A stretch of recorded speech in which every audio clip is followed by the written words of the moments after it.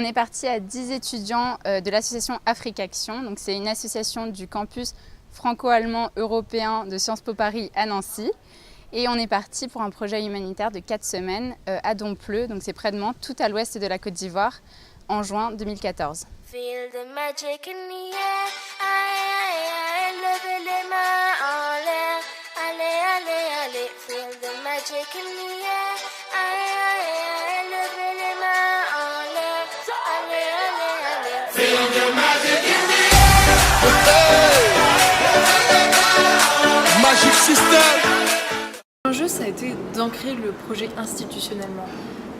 C'est-à-dire de travailler assez étroitement avec les institutions locales pour qu'elles puissent, après notre départ, assurer un suivi local pour le projet. C'est pour cela qu'on a travaillé, bien sûr, déjà avec une association locale, les Amis de Mans. Dès le début, on a pris contact avec Monsieur Koulibaly, qui est l'inspecteur de l'éducation dans la région de Dompleux, donc pour cibler le village qui aurait le plus besoin d'aide.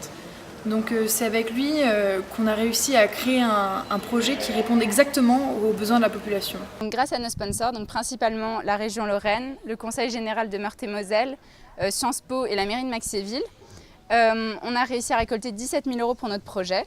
Donc ce projet, c'était de construire un bâtiment pour 3 nouvelles salles de classe, de construire une cantine et de rénover des latrines pour l'école primaire de Dompleux. On doit aussi mettre en place une coopérative au courant de l'année. Donc cette coopérative existe déjà et elle sera chargée d'élever du bétail, de cultiver des champs et les femmes bénévoles du village feront à manger pour les enfants pour la cantine scolaire de l'école.